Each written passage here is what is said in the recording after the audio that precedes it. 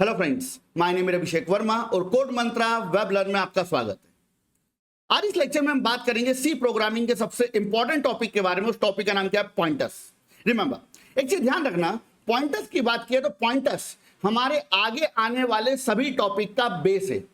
Normally अगर आपने कहीं पहले इसके पहले प्रोग्रामिंग लैंग्वेज को पढ़ा होगा तो आपने एक चीज नोटिस करी होगी कि वो पॉइंटर्स आपको लास्ट में पढ़ाते हैं। मतलब पहले अरे भी हो गया, स्ट्रिंग, फंक्शन, सब कुछ कंप्लीट होने के बाद में एंड में बताया था पॉइंटर्स। मगर मैं आपको पॉइंटर सबसे पहले बता रहा हूं, लूप के कंप्लीट होने के जस्ट बाद, क्योंकि इसके बाद जो टॉपिक आने वाले जस्ट लाइक अरे, स्ट्रिंग, फंक्शन, स्ट्रक्चर और जितने भी अपकमिंग टॉपिक्स हैं, हर टॉपिक्स के कोर कंसेप्ट का जो बेस है वो कौन है? पॉइंटर्स। रिमेंबर, एक चीज ध्यान रखना, यहां पर जैसे मान लीजिए आप अरे पढ़ रहे हो तो अरे के बारे में अगर आपको कंसेप्चुअल जवाब देने, जैसे फॉर एग्जांपल आपने अगर अरे पढ़ रखा है तो आपने पढ़ा होगा कि जो अरे होता है उसकी इंडेक्सिंग की शुरुआत कहां से होती है? 0 से। खत्म कहां पर होता है? n-1।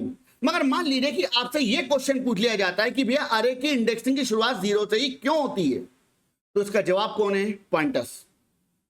अगर आप मान लीजिए डायनेमिकली मेमोरी क्रिएट कर रहे हो, आपने टर्मिनोलॉजी का नाम सुना होगा जिसको बोला था मेलॉक या फिर डीएमए, डायनेमिक मेमोरी एलोकेशन। तो अगर आप डीएमए मतलब डायनेमिक मेमोरी एलोकेशन का यूज करके कोई मेमोरी एलोकेट करते हो तो उस मेमोरी को अगर आपको मैनेज करना है तो किसका यूज करोगे? पॉइंटर्स। अगर आप कोई डायनेमिक ऑब्जेक्ट क्रिएट करते हो तो डायनेमिक ऑब्जेक्ट को अगर आपको एक्सेस करना है तो किसके थ्रू एक्सेस होगा? पॉइंटर्स। अगर आप लिंक लिस्ट, ट्री, ग्राफ और किसी भी अदर डेटा स्ट्रक्चर पर वर्क कर रहे हो तो उस डेटा स्ट्रक्चर के परफॉर्मेंस को ऑप्टिमाइज करने का काम कौन करेगा? पॉइंटर्स। रिमेंबर, तो पॉइंटर्स बहुत ज्यादा इंपॉर्टेंट टॉपिक है। मगर इस पर्टिकुलर टॉपिक पे आगे बढ़ने से पहले मैं आपको एक चीज क्लियर कर देता हूं कि अभी हम पॉइंटर्स के इंप्लीमेंटेशन पार्ट में बात नहीं करेंगे, हम यहां पर पॉइंटर्स के पहले कंसेप्चुअल पार्ट में बात करेंगे कि पॉइंटर्स का कंसेप्ट एग्जैक्टली क्या बोलता है।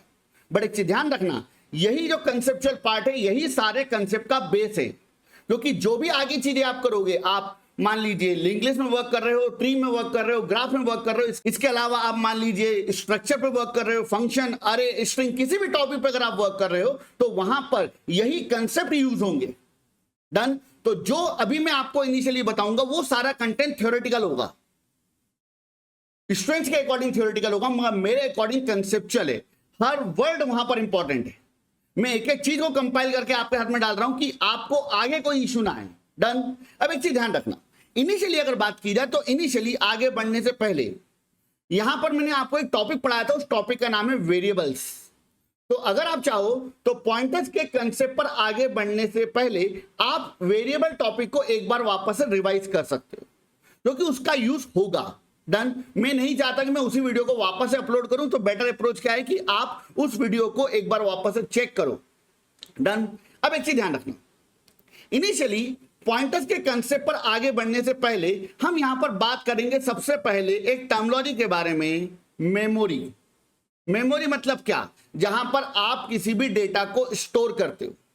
इसके अलावा हम बात करेंगे कि किसी भी मेमोरी में अगर कोई डेटा रखा हुआ है तो उस डेटा को एक्सेस करने के तरीके कौन कौन से हैं? How can we access data?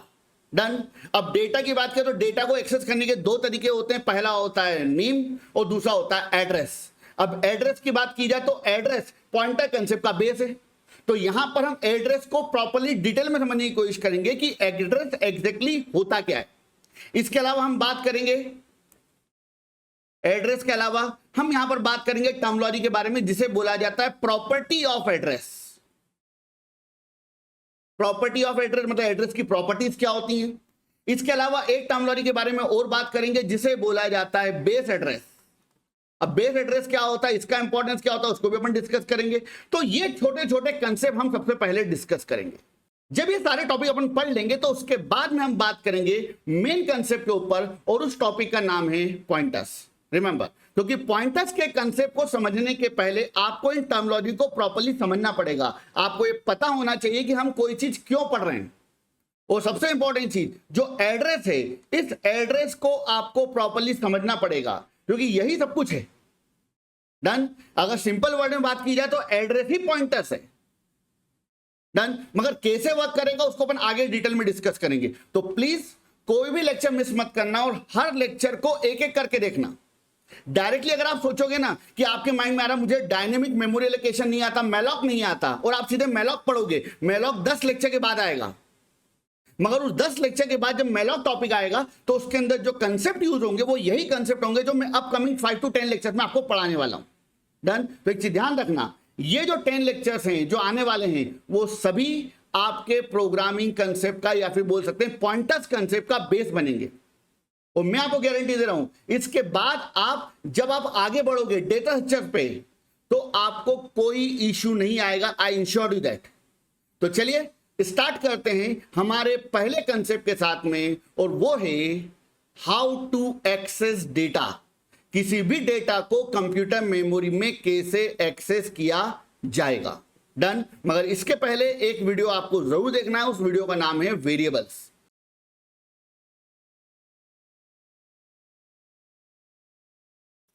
तो चलिए स्टार्ट करते हैं।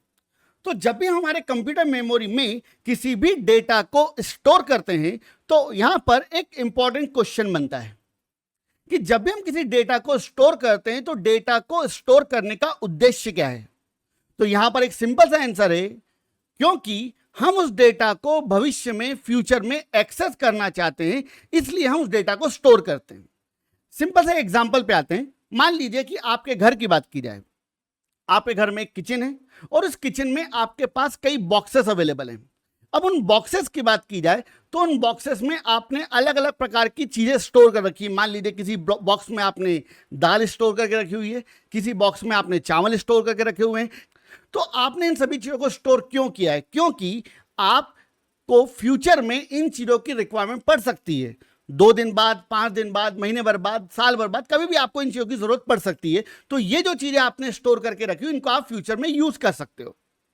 बट जब भी हम इन चीजों को फ्यूचर में एक्सेस करने की कोशिश करते हैं या यूज करने की कोशिश करते हैं तो हमें नॉर्मली एक प्रॉब्लम फेस करना पड़ती है, और वो प्रॉब्लम है कि हम ये आइडेंटिफाई नहीं कर पाते हैं कि हमने जो डेटा या जो सामान आज से महीने भर पहले या 1.5 महीने पहले या 2 महीने पहले स्टोर किया था उस सामान को हमने कहां रखा हुआ है। इस प्रॉब्लम की बात की जाए तो इस प्रॉब्लम को सॉल्व करने के हमारे पास में 2 तरीके अवेलेबल हैं। पहला तरीका, तो जैसे मान लीजिए जिस बॉक्स में चावल रखा हुआ है आपने उस बॉक्स को एक नेम असाइन कर दिया राइस, तो इस नेम के थ्रू आपको मल्टीपल बॉक्सेस ओपन करने की जरूरत नहीं पड़ेगी। आप केवल और केवल उस नेम के थ्रू उस बॉक्स को एक्सेस कर सकते हो। बट इस मैकेनिज्म के अलावा भी एक मैकेनिज्म अवेलेबल है हमारे पास में। मान लीजिए अगर मुझे यह पता है कि मेरा जो सामान है वो घर में एग्जैक्टली कहां रखा हुआ है, तो मैं उस लोकेशन या अदर वर्ड में बोला जा सकता है कि उस एड्रेस के थ्रू मैं मेरे डेटा को एक्सेस कर सकता हूं। तो यहां पर आप जिस सामान को एक्सेस करना चाहते हो तो उसको एक्सेस करने के आपके पास में 2 तरीके अवेलेबल हैं। पहला नेम, दूसरा address. Same as it is अगर मैं कंप्यूटर मेमोरी की बात करूं तो कंप्यूटर मेमोरी में अगर आप किसी डेटा को स्टोर करते हो तो उस डेटा को एक्सेस करने के आपके पास यहां पर 2 तरीके अवेलेबल हैं। पहला तरीका होता है जिसे बोला जाता है वेरिएबल नेम, डन, और दूसरा तरीका होता है जिसे बोला जाता है एड्रेस। बट स्टार्ट करते हैं एक सिंपल से एग्जांपल के साथ में। मान लीजिए कि आपको आपके कंप्यूटर में कोई डेटा स्टोर कराना है, तो जब भी आपको डेटा स्टोर कराना होगा आपको किसकी रिक्वायरमेंट पड़ेगी? मेमोरी की। तो मान लीजिए कि आपके सामने ये एक मेमोरी अवेलेबल है, डन। इस मेमोरी की बात की जाए तो इस मेमोरी को मैंने कई छोटे छोटे ब्लॉक के अंदर क्या कर रखा है? डिवाइड कर रखा है। तो अभी मैं ये मान के चल रहा हूं कि यहां पर जितने भी ब्लॉक अवेलेबल हैं हर ब्लॉक का जो साइज है वो कितना है? 1 बाइट। नाउ अगर मान लीजिए कि आपको आपके कंप्यूटर में कोई डेटा स्टोर करवाना है तो आप क्या करोगे? आपको यहां पर सबसे पहले एक वेरिएबल डिक्लेयर करना होता है जो कि आपने लास्ट लेक्चर में सीखा था। तो मान लीजिए फॉर एग्जांपल कि आपको एक वैल्यू स्टोर करानी है 298। अब 298 की बात की जाए तो 298 एक इंटीजर वैल्यू है, और इंटीजर की बात की जाए तो जो इंटीजर होता है वो अभी अपन ये मान के चल रहे हैं कि जो इंटीजर होगा वो 2 बाइट की मेमोरी ऑक्यूपाई करेगा। अगर इस डेटा को आप यहां पर इस मेमोरी में स्टोर कराना चाहते हो तो आपका पहला टास्क होगा वेरिएबल डिक्लेरेशन। तो मैंने यहां पर एक वेरिएबल डिक्लेयर करा इंटीजर एक्स। तो जैसे आपने स्टेटमेंट लिखा इंटीजर एक्स, तो आपके पास ये जो मेमोरी अवेलेबल है, इस मेमोरी में से कोई 2 बाइट की मेमोरी, 2 बाइट की मेमोरी आपको अलोकेट हो जाएगी। और इस मेमोरी की बात की जाए तो इस मेमोरी का एक आइडेंटिफिकेशन हो जाएगा और वो आइडेंटिफिकेशन है यहां पर एक्स। आगे बढ़ते हैं। अब यहां पर इस मेमोरी के अंदर जिसका नाम एक्स है, उसमें हमने एक वैल्यू स्टोर करा दी है 298। तो जो 298 है वो इस मेमोरी में जाके स्टोर हो जाएगा। अब यहां पर 2 चीजें हैं। पहला एक्स जो इस मेमोरी लोकेशन का नाम है, दूसरा 298 जो कि इस मेमोरी में स्टोर्ड वैल्यू है, आपका डेटा है। तो इन दोनों की बात की जाए, नेम और वैल्यू की, तो एक चीज ध्यान रखिएगा, नेम और वैल्यू की बात की जाए तो हमारे लिए सबसे ज्यादा इंपॉर्टेंट कोई चीज है तो वो है वैल्यू। अब वैल्यू की बात की जाए तो वैल्यू का मतलब क्या होता है? वैल्यू मतलब क्वालिटी। रिमेंबर, जैसे आपकी बात की जाए तो आप सभी अभी मेरा ऑनलाइन वीडियो देख रहे हो, तो इस पर्टिकुलर वीडियो में तो यहां पर आपको मेरे इस कंटेंट से मतलब है या आपको मेरे नाम से मतलब है? मेरा नाम अभिषेक वर्मा है। अब इस अभिषेक वर्मा के बजाय मेरा नाम अगर संदीप शर्मा भी होता तो आपको उससे कोई फर्क नहीं पड़ता, आपको मेरे कंटेंट से मतलब है। तो मेरा जो कंटेंट है वो मेरी वैल्यू है। बट अगर मेरे कंटेंट तक पहुंचना है तो आपको कहीं ना कहीं इंटरनेट पे सर्च करना पड़ेगा, डेटा स्ट्रक्चर बाय अभिषेक सर। तो उस नेम के थ्रू, अभिषेक सर, इसके थ्रू आप मेरे कंटेंट तक पहुंच सकते हो। मतलब आपकी मेन रिक्वायरमेंट कौन है? वैल्यू या नेम? वैल्यू। मगर उस वैल्यू तक पहुंचने का जो एक रास्ता है वो रास्ता कौन है? यहां पर नेम। और नेम कौन है? यहां पर एक्स। आगे बढ़ते हैं। अब नेम की बात की जाए तो नेम का एक ड्रॉबैक होता है। नेम का ड्रॉबैक ये होता है कि जो नेम है वो डुप्लीकेट हो सकता है। रिमेंबर, मैंने यहां पे वर्ड यूज करा है हो सकता है। अगर मैं किसी एक प्रोग्राम की बात करूं तो किसी एक प्रोग्राम में एक ही नाम के मल्टीपल वेरिएबल्स हो सकते हैं।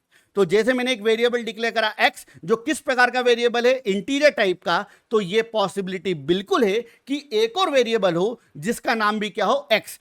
तो नेम का ड्रॉबैक क्या है कि name can be duplicate. But तो जब भी हम कोई वेरिएबल डिक्लेयर करते हैं तो हमारे पास 2 चीजें तो होती हैं। पहला नेम, दूसरा उस मेमोरी में रखी हुई वैल्यू, और तीसरी सबसे इंपॉर्टेंट चीज होती है जिसे बोला जाता है एड्रेस। अब एड्रेस की बात की जाए तो what is the meaning of address? Point को बहुत ध्यान से समझिएगा, क्योंकि हमारे जो अपकमिंग लेक्चर्स हैं उनका पूरा का पूरा कंसेप्ट एड्रेस के बेस पे वर्क करेगा। तो ध्यान दीजिएगा प्लीज। तो मान लीजिए कि ये आपके कंप्यूटर की मेमोरी है, और इस कंप्यूटर मेमोरी की बात की जाए तो इस कंप्यूटर मेमोरी में यहां पर अलग अलग बहुत सारे मेमोरी ब्लॉक अवेलेबल हैं।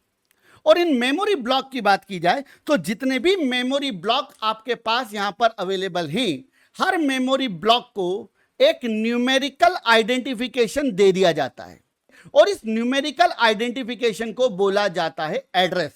तो जैसे मैं अगर इस मेमोरी की बात करूं तो ये 2 बाइट की मेमोरी के 2 न्यूमेरिकल आइडेंटिफिकेशन है। पहले वाले 1 बाइट का न्यूमेरिकल आइडेंटिफिकेशन 110 है, और दूसरे वाले ब्लॉक का न्यूमेरिकल आइडेंटिफिकेशन 111 है। और आपके कंप्यूटर में जितने भी मेमोरी ब्लॉक होंगे, हर ब्लॉक का एक न्यूमेरिकल आइडेंटिफिकेशन होगा, और इस न्यूमेरिकल आइडेंटिफिकेशन को बोला जाता है एड्रेस।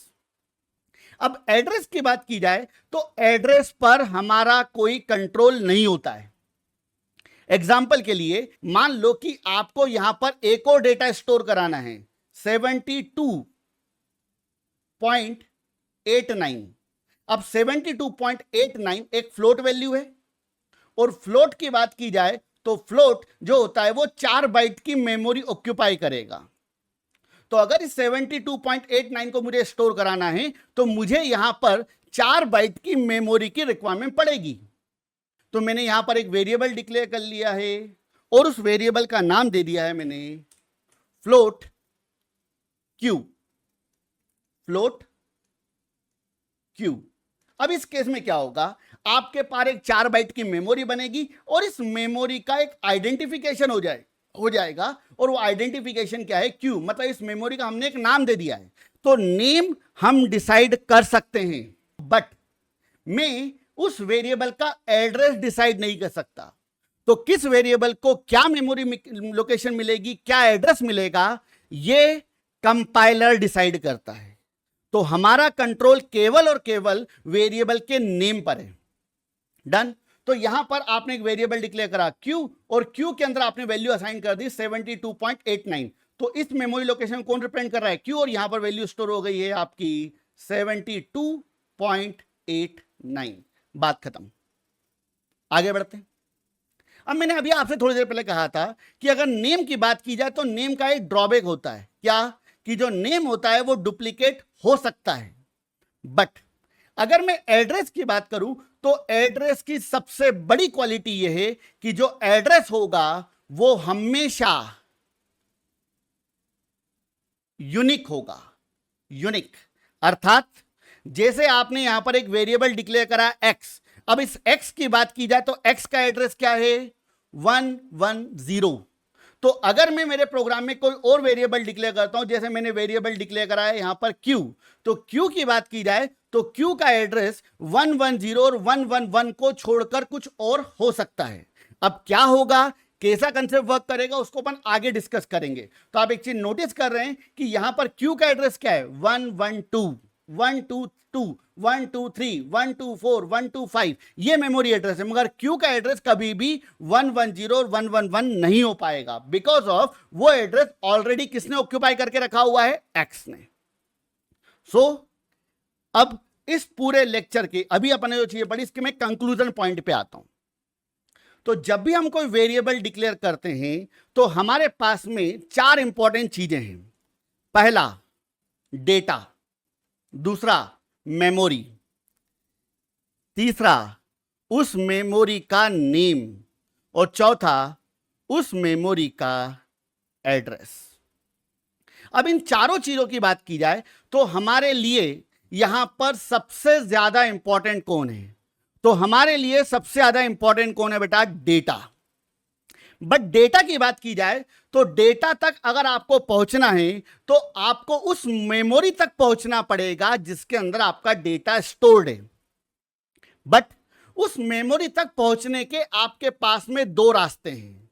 पहला रास्ता है उस मेमोरी को दिया गया नाम, और दूसरा रास्ता है उस मेमोरी को दिया गया एड्रेस। अब नेम की बात की जाए तो नेम का ड्रॉबैक क्या है, नेम का ड्रॉबैक यह है कि जो नेम है वो डुप्लीकेट हो सकता है, ये पॉसिबिलिटी है। मगर एड्रेस की बात की जाए तो एड्रेस कभी भी डुप्लीकेट नहीं होगा, एड्रेस हमेशा क्या होगा, यूनिक। तो आज के लेक्चर में हम बात कर रहे हैं एड्रेस के बारे में। तो एड्रेस क्या होता है, तो मान लीजिए कि ये आपके कंप्यूटर की मेमोरी है, और इस कंप्यूटर मेमोरी की बात की जाए तो इस कंप्यूटर मेमोरी को हमने यहां पर छोटे छोटे ब्लॉक में क्या कर दिया है, डिवाइड कर दिया है। तो यहां पर मेरे पास कई मेमोरी ब्लॉक अवेलेबल हैं, और यहां पर जितने भी मेमोरी ब्लॉक अवेलेबल हैं हम ये मान के चल रहे हैं कि हर मेमोरी ब्लॉक का जो साइज होगा वो 1 बाइट होगा। हमारे पास जितने भी मेमोरी ब्लॉक होते हैं, हर मेमोरी ब्लॉक की बात की जाए तो हर मेमोरी ब्लॉक को एक न्यूमेरिक आइडेंटिफिकेशन दे दिया जाता है। जैसे इस मेमोरी ब्लॉक की बात की जाए तो इस मेमोरी ब्लॉक का न्यूमेरिक आइडेंटिफिकेशन है 111, और इस न्यूमेरिक आइडेंटिफिकेशन को ही क्या बोला जाता है, address. Remember, so what is address. किसी भी कंप्यूटर मेमोरी ब्लॉक की बात की जाए तो हर मेमोरी ब्लॉक को दिया गया न्यूमेरिक आइडेंटिफिकेशन क्या कहलाता है, एड्रेस ऑफ मेमोरी। अब एड्रेस की बात की जाए तो एड्रेस हमेशा यूनिक होता है। मतलब जैसे इस मेमोरी ब्लॉक का एड्रेस 111 है तो किसी भी अदर मेमोरी ब्लॉक का एड्रेस 111 नहीं होगा। मतलब एड्रेस की बात की जाए तो एड्रेस हमेशा क्या होता है, यूनिक। ये मैं आपको लास्ट लेक्चर में एक्सप्लेन कर चुका था। बट अब हम बात कर रहे हैं एड्रेस की कुछ प्रॉपर्टीज के बारे में। नॉर्मली एड्रेस की बात की जाए तो एड्रेस की कई प्रॉपर्टीज हैं। अभी मैं आपके सामने केवल और केवल 3 प्रॉपर्टीज के बारे में बात कर रहा हूं, बट इसके अलावा भी कई प्रॉपर्टीज हैं जिन्हें हम अपकमिंग वीडियोस में देखेंगे। तो एड्रेस की पहली प्रॉपर्टी है, address of any memory location is represented by unsigned integer number. अब ध्यान दीजिएगा प्लीज, यहां पर हमारे पास में 3 इंपॉर्टेंट वर्ड है। पहला वर्ड अनसाइंड, दूसरा वर्ड इंटीजर और तीसरा वर्ड नंबर। अब मैं थोड़ा सा पहले मैं नंबर के बारे में बात करता हूं। तो एक चीज ध्यान रखना, किसी भी मेमोरी की बात की जाए तो हर मेमोरी का जो एड्रेस होगा वो एड्रेस हमेशा एक नंबर होगा। मगर नंबर के पहले यहां पर एक टर्मिनोलॉजी और लिखी हुई है, इंटीजर नंबर। तो एक चीज ध्यान रखना, किसी भी वेरिएबल की बात की जाए तो किसी भी वेरिएबल का जो एड्रेस होगा वो फ्लोट नहीं होगा। मान लीजिए कि आपने कोई वेरिएबल डिक्लेयर किया, सपोज एक वेरिएबल डिक्लेयर करा x। अब इस x वेरिएबल की बात की जाए तो इस x वेरिएबल के लिए आपके पास में कोई 2 बाइट की मेमोरी क्रिएट हुई। अब इस मेमोरी की बात की जाए तो इस मेमोरी में आपने एक वैल्यू स्टोर करा दी 29, तो 29 यहां पर स्टोर तो हो जाएगा। बट इस x की बात की जाए तो इस x का कोई ना कोई एड्रेस होगा। तो इस x का एड्रेस 2001 हो सकता है। बट इसी जगह पर मान लीजिए कि यही x वेरिएबल जो है, इस x वेरिएबल का एड्रेस अगर मैं बोलता हूं 29.71, तो यह गलत है। किसी भी वेरिएबल का जो एड्रेस होगा वो हमेशा इंटीजर होगा। मगर इंटीजर के पहले यहां पर एक वर्ड और लगा दिया गया है, अनसाइंड। अगर यहां पे मैं वर्ड की बात करूं अनसाइंड, अनसाइंड, साइंड का मतलब क्या होता है, चिन्ह वाला, और अनसाइंड का मतलब होता है बिना चिन्ह वाला। जैसे अगर मैं यहां पर वर्ड की बात करता हूं साइंड, मान लीजिए कि आपने कोई इंटीजर वेरिएबल डिक्लेयर किया है। सपोज आपने एक वेरिएबल डिक्लेयर करा इंटीजर a। यहां पर क्या होगा, आपके पास में एक 2 बाइट की मेमोरी बनेगी। इस मेमोरी की बात की जाए तो इस मेमोरी का नाम होगा a, और इस a की बात की जाए तो एक इंटीजर वेरिएबल तो है, मगर उसके पहले आपने यहां पर एक वर्ड लगा दिया है साइंड। इस साइंड का मतलब क्या हुआ, इस साइंड का मतलब यह है कि अगर इस a की बात की जाए तो इस a में पॉजिटिव वैल्यू भी स्टोर कराई जा सकती है और इस a में नेगेटिव वैल्यू भी स्टोर कराई जा सकती है। तो जैसे अगर आपने लिखा a इक्वल टू -10, ये परफेक्टली वैलिड है, कोई समस्या नहीं है। अगर इसी a की बात की जाए तो इस a के अंदर अगर आपने वैल्यू स्टोर कराने की कोशिश करी +10, तो ये भी वैलिड है। क्यों, क्योंकि a जो है वो एक साइंड वेरिएबल है। बट अगर आपने एक और वेरिएबल डिक्लेयर किया है इंटीजर b के लिए क्या होगा, अगेन आपके पास एक 2 बाइट की मेमोरी क्रिएट होगी। इस मेमोरी की बात की जाए तो इस मेमोरी का नाम क्या होगा, b। बट अगर मान लीजिए इस b वेरिएबल के पहले आपने एक वर्ड लगा दिया है अनसाइंड, तो इसका मतलब क्या है, इसका मतलब यह है कि जो b है वो एक अनसाइंड वेरिएबल है। अब इस अनसाइंड का मतलब यह है कि इस b की बात की जाए तो b में केवल और केवल पॉजिटिव वैल्यू को होल्ड कराया जा सकता है, b में नेगेटिव वैल्यू सपोर्टेड नहीं है। मतलब इस b के अंदर अगर मैं स्टोर कराने की कोशिश करूं 89, तो यह वैलिड है। अगर b की बात की जाए तो b के अंदर मैं स्टोर कराने की कोशिश करूं -89, तो it's not valid because of b is declared as unsigned. यहां पर आपको एक टर्मिनोलॉजी समझनी पड़ेगी, अनसाइंड। अनसाइंड का मतलब क्या होता है, अनसाइंड मतलब only and only positive.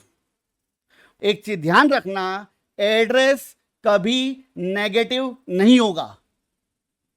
Address की बात की जाए तो एड्रेस हमेशा पॉजिटिव होता है, एड्रेस कभी भी नेगेटिव नहीं होगा।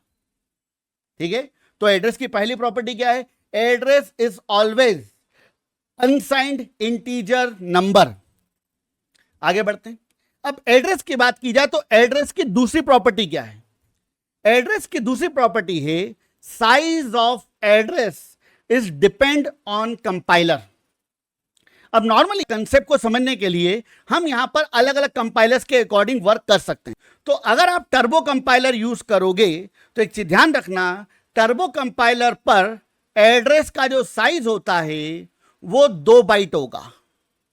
Remember, 2 bite. बट अगर मान लीजिए मैं यहां पे बात करता हूं जीसीसी कंपाइलर की, तो जीसीसी कंपाइलर में हमारे पास में 2 वर्जन अवेलेबल हैं। पहला वर्जन अवेलेबल है जो है 32 बिट और दूसरा वर्जन अवेलेबल है 64 बिट जीसीसी कंपाइलर। अगर आप चाहेंगे, अभी वैसे मैं आपको थ्योरेटिकली कंटेंट बता रहा हूं, देन मैं आगे कुछ वीडियोस में इनका पूरा प्रैक्टिकल इंप्लीमेंटेशन भी बताऊंगा, जो चीज मैंने आपको बताई है। ठीक है, तो अगर मैं जीसीसी कंपाइलर के अकॉर्डिंग बात करूं तो जीसीसी कंपाइलर अगर 32 बिट है, 32 बिट, तो उस केस में जो एड्रेस होगा उसका साइज 4 बाइट होगा। और इसी जगह पर अगर आप जीसीसी कंपाइलर का 64 बिट वर्जन यूज करोगे तो इस केस में एड्रेस का जो साइज होगा वो 8 बाइट होगा। जो चीजें मैं आपको बता रहा हूं इनको मैं आपको प्रैक्टिकली रन करके बताऊंगा।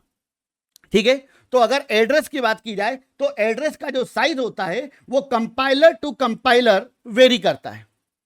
बट मैं आपसे एक पॉइंट यहां पर कहना चाहूंगा, जैसे हम पॉइंटर के कंसेप्ट स्टार्ट करेंगे तो आपको यहां पर एक चीज ध्यान रखना है कि आपको यह नहीं मानना है कि एड्रेस का साइज टर्बो पे अलग होगा, जीसीसी 64 बिट पे अलग होगा, जीसीसी 32 बिट पे एड्रेस का साइज अलग होगा। आपको यहां पर एक स्टैंडर्ड के अकॉर्डिंग चलना पड़ेगा, क्योंकि पॉइंटर का जो कंसेप्ट है वो पहले से ही थोड़ा सा कंफ्यूजिंग कंसेप्ट है। मैं आपको गारंटी दे रहा हूं कि आपको 1% भी कंफ्यूजन नहीं रहेगा, इस चीज की मेरी गारंटी है। बट अगर आप कंफ्यूजन नहीं चाहते हो तो मैं यहां पर अपकमिंग वीडियोस में यही मान के चलूंगा कि अगर एड्रेस की बात की जाए तो एड्रेस जो होता है वो 4 बाइट का होता है। आपके नॉलेज के लिए मैं यहां पे आपको बता चुका हूं कि टर्बो कंपाइलर पे एड्रेस का साइज 2 बाइट होगा। जीसीसी कंपाइलर का अगर आप 32 बिट वर्जन यूज कर रहे हो तो एड्रेस 4 बाइट का होगा, और जीसीसी कंपाइलर का अगर आप 64 बिट वर्जन यूज कर रहे हो तो एड्रेस 8 बाइट का होगा। बट पूरे के पूरे कोर्स में मैं यही मान के चलूंगा कि एड्रेस का जो साइज होगा वो 32 बिट होगा। अगर आपको 32 बिट के अकॉर्डिंग कंसेप्ट क्लियर हो गया तो मैं आपको गारंटी दे रहा हूं कि आपको टर्बो या जीसीसी 64 बिट के अकॉर्डिंग चीजों को समझने में कोई ज्यादा मेहनत करने की रिक्वायरमेंट नहीं रहेगी। तो चलिए आगे बढ़ते हैं। इसके अलावा एक प्रॉपर्टी और है। नॉर्मली अगर आपने सी लैंग्वेज के बेसिक कंसेप्ट को पढ़ा है तो वहां पर आपने एक चीज नोटिस करी होगी कि जब भी हम किसी वैल्यू को प्रिंट कराते हैं, मान लीजिए इंटीजर है या फ्लोट है या कैरेक्टर है, तो आप किसी भी चीज को अगर प्रिंट कराते हैं तो प्रिंट कराने के लिए आप फॉर्मेट स्पेसिफायर का यूज करते हो। अब फॉर्मेट स्पेसिफायर क्या होते हैं? तो जैसे मान लीजिए कि अगर मैं इंटीजर वैल्यू को प्रिंट कराना चाहता हूं तो इंटीजर वैल्यू को प्रिंट कराने के लिए मेरे पास एक फॉर्मेट स्पेसिफायर होता है %d या फिर %i। इसी जगह पर अगर मैं फ्लोट की बात करूं तो फ्लोट का फॉर्मेट स्पेसिफायर क्या होता है? %f।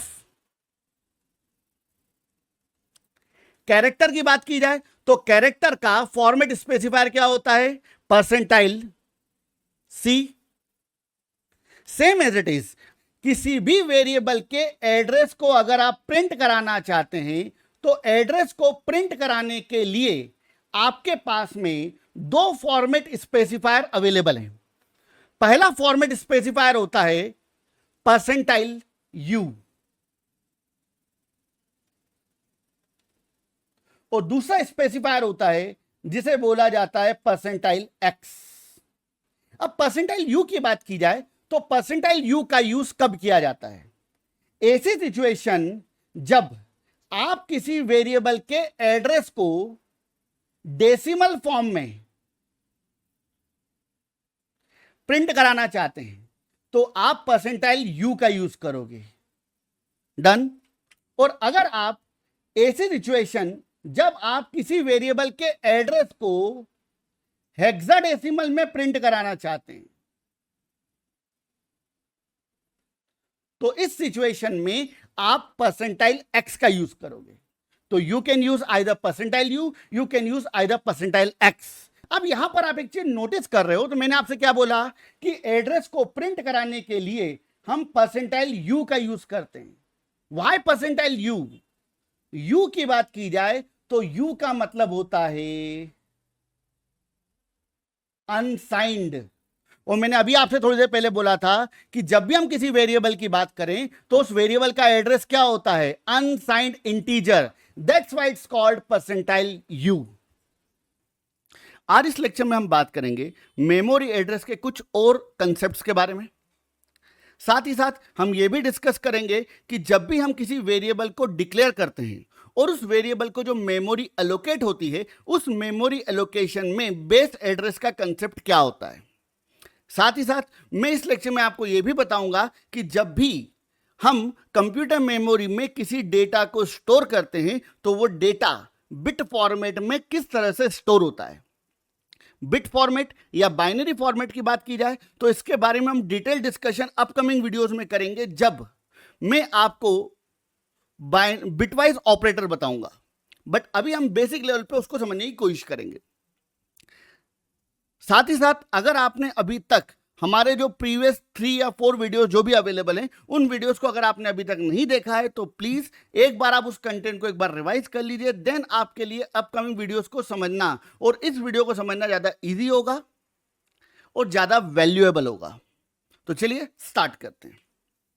तो मान लीजिए कि ये आपके कंप्यूटर की मेमोरी है और इस कंप्यूटर मेमोरी की बात की जाए तो इस कंप्यूटर मेमोरी में अभी मैं मान के चल रहा हूं कि जितने भी ब्लॉक यहां पर अवेलेबल हैं हर ब्लॉक की बात की जाए तो हर ब्लॉक का जो साइज है वो है टोटल मिलाकर 1 बाइट।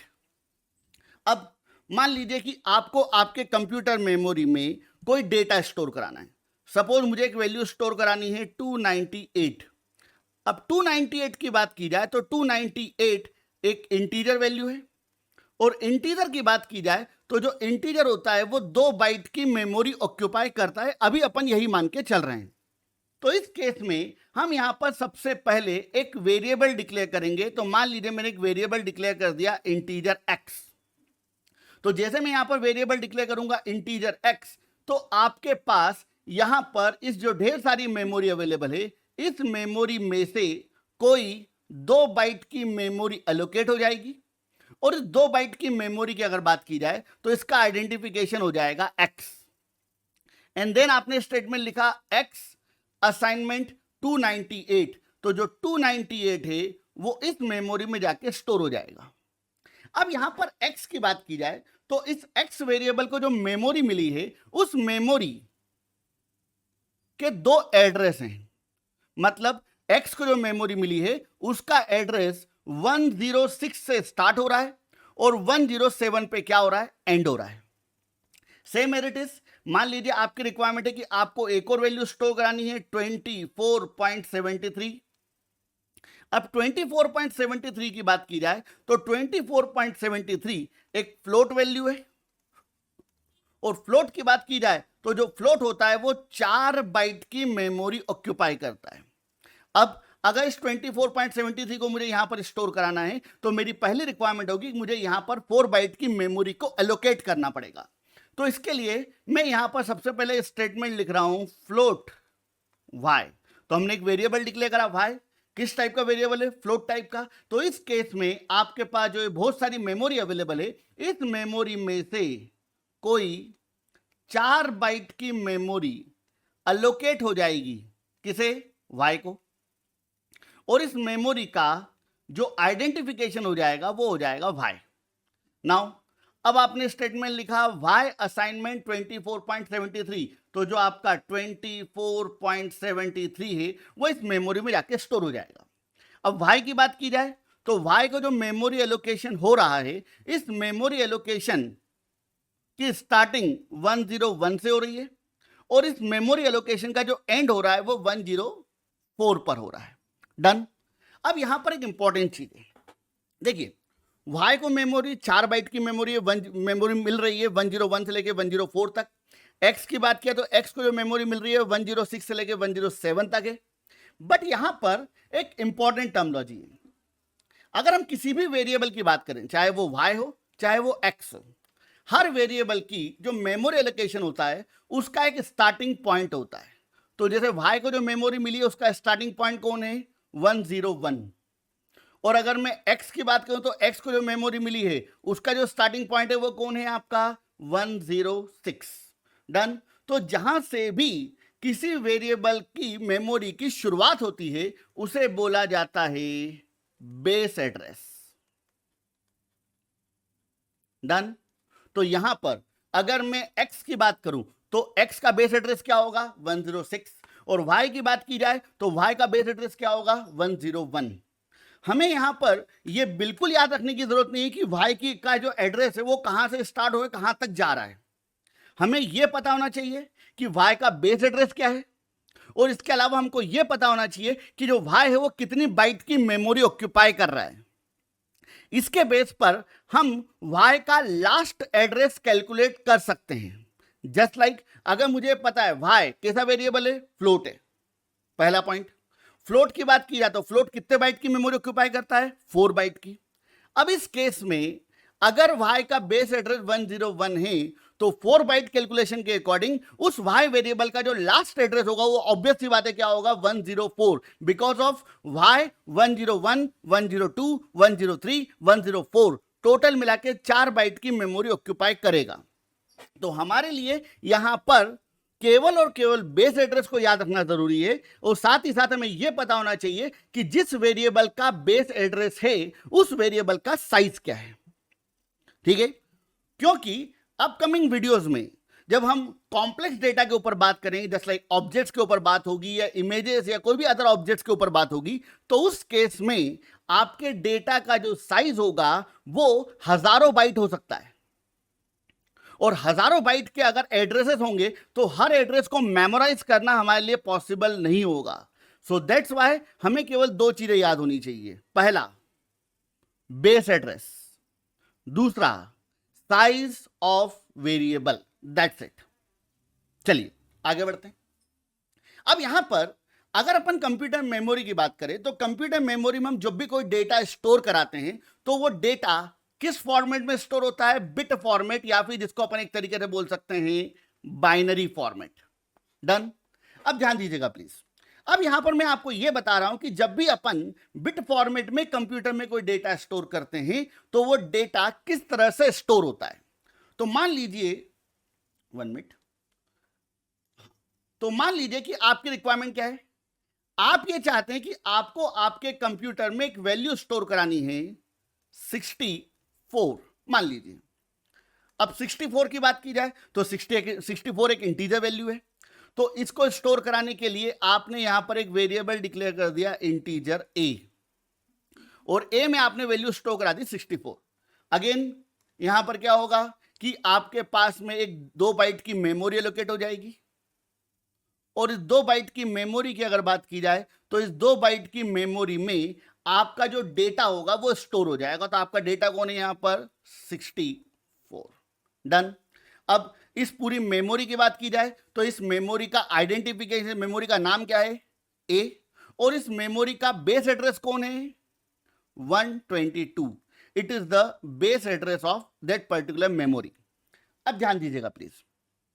अब यहां पर हमने इस मेमोरी में डेटा तो स्टोर करा दिया 64, मगर इस डेटा की बात की जाए तो डेटा के स्टोर होने का फॉर्मेट क्या होगा? देखिए, अगर मैं 64 की बात करूं तो 64 it is a decimal value, decimal format. But problem यह है कि अगर हम किसी डेसिमल वैल्यू को कंप्यूटर में स्टोर कराते हैं तो ध्यान रखना वो डेसिमल वैल्यू कंप्यूटर में हमेशा बाइनरी फॉर्मेट में स्टोर होती है। मतलब डेसिमल को हमको पहले कन्वर्ट करना पड़ेगा बाइनरी में, और देन वो वैल्यू स्टोर होगी। तो मान लीजिए ये टोटल मिला के 2 बाइट है, और 2 बाइट मतलब टोटल मिला के बिट कितने होंगे आपके पास में? 16। डन। तो जो 16 बिट की मेमोरी आपके पास अवेलेबल है, इस 16 बिट की मेमोरी का ये पूरा आर्किटेक्चर मैंने यहां पर क्रिएट कर दिया है।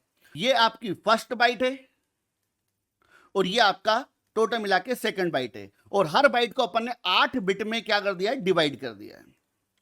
अब यहां पर एक इंपॉर्टेंट पॉइंट है, ध्यान रखना, जब भी हम कंप्यूटर मेमोरी में किसी भी डेटा को स्टोर कराते हैं तो उस डेटा का बेस एड्रेस क्या है, यहां पर 122, बट डेटा हमेशा रिवर्स फॉर्मेट में ही स्टोर होगा।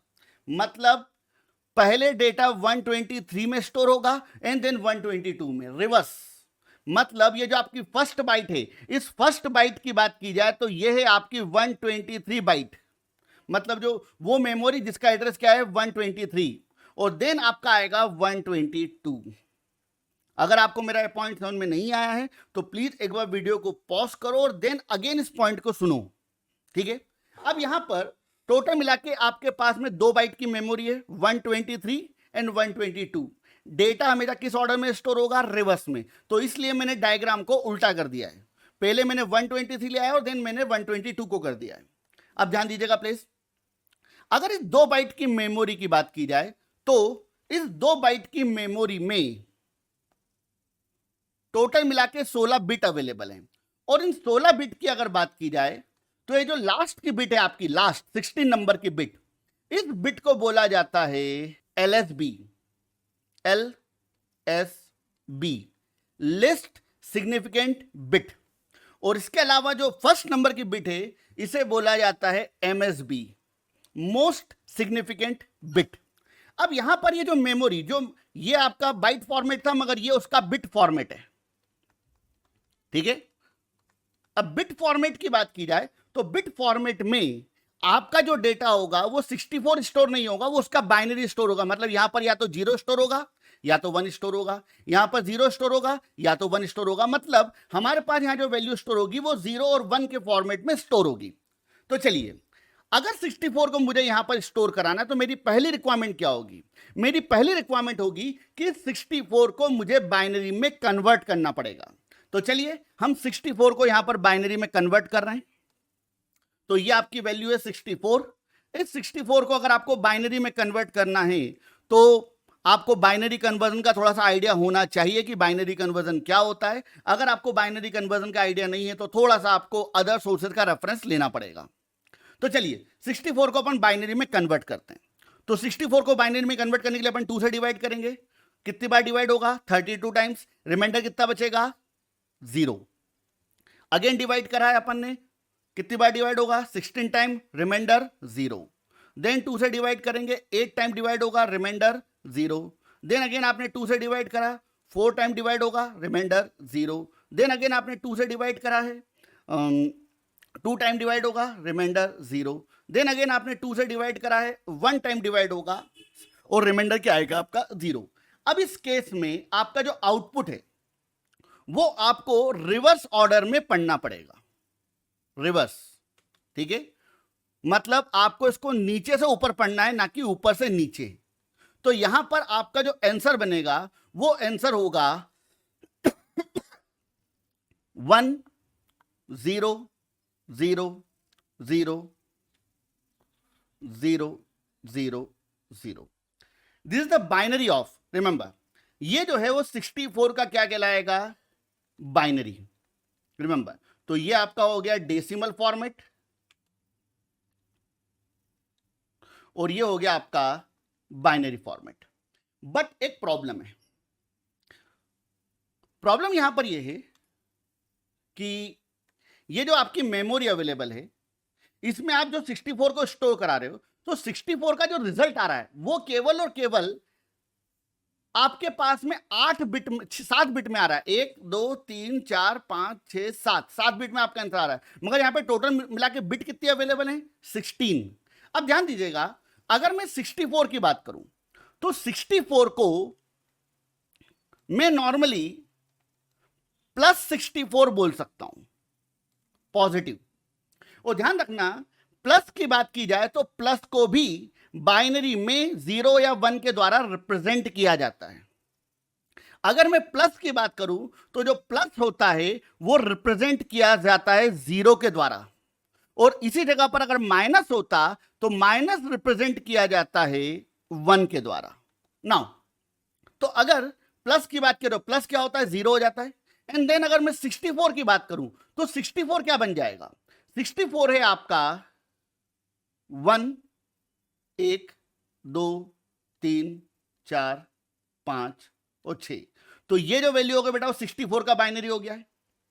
अब ध्यान दीजिएगा प्लीज, प्लस की बात की जाए तो जो प्लस होता है वो हमेशा आपकी फर्स्ट पोजीशन पे जाएगा, वो फर्स्ट बिट पे जाएगा, मतलब एमएसबी बनेगा वो। मतलब ये जो 0 है वो अपन कहां स्टोर करेंगे, यहां पर। तो अगर एमएसबी पर 0 रखा हुआ है इसका मतलब वैल्यू पॉजिटिव है, और एमएसबी पे अगर 1 रखा हुआ है तो इसका मतलब यहां पर कौन सी वैल्यू है, नेगेटिव वैल्यू है। देन ये जो वैल्यूज हैं इन वैल्यूज को अपन लेफ्ट साइड से स्टोर कराना चालू करेंगे, 0 0 0 0 0 0 एंड देन 1। अब ये जो लोकेशंस आपकी खाली पड़ी हुई बेटा, इन सभी लोकेशन पे आप क्या पुटअप कर दोगे, 0 बाय डिफॉल्ट। ठीक है, पॉजिटिव होगा तो यहां पर क्या आ जाएगा, 0। डन। तो इस तरीके से आपका जो डेटा होता है वो बाइनरी फॉर्मेट में स्टोर होता है। सो उम्मीद करता हूं कि आपको ये टॉपिक अभी समझ में आ गया होगा। इसमें मैंने आपको अभी काफी डिटेल में चीजें नहीं बताई हैं, क्योंकि अभी मैंने केवल आपको पॉजिटिव फॉर्मेट के बारे में बताया है। पॉजिटिव फॉर्मेट में जो मैंने डेटा स्टोर कराना बताया ये एकदम परफेक्ट है, इसमें कोई प्रॉब्लम नहीं है। इस मैकेनिज्म को बोला जाता है साइन मैग्नीट्यूड।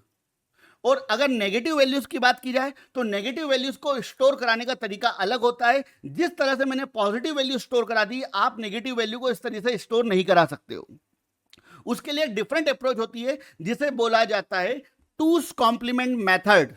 हम कंप्यूटर प्रोग्रामिंग के इंपॉर्टेंट कंसेप्ट्स को आसान भाषा में विथ रियल लाइफ एग्जांपल आप तक पहुंचाते हैं, जो कि आपकी लॉजिकल थिंकिंग को इंप्रूव करने में हेल्प करेगा।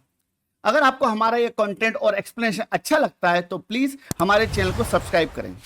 ये आपके लिए तो फ्री है, लेकिन इससे हमें और नए प्रोग्रामिंग रिलेटेड वीडियोस को बनाने के लिए मोटिवेशन मिलता है।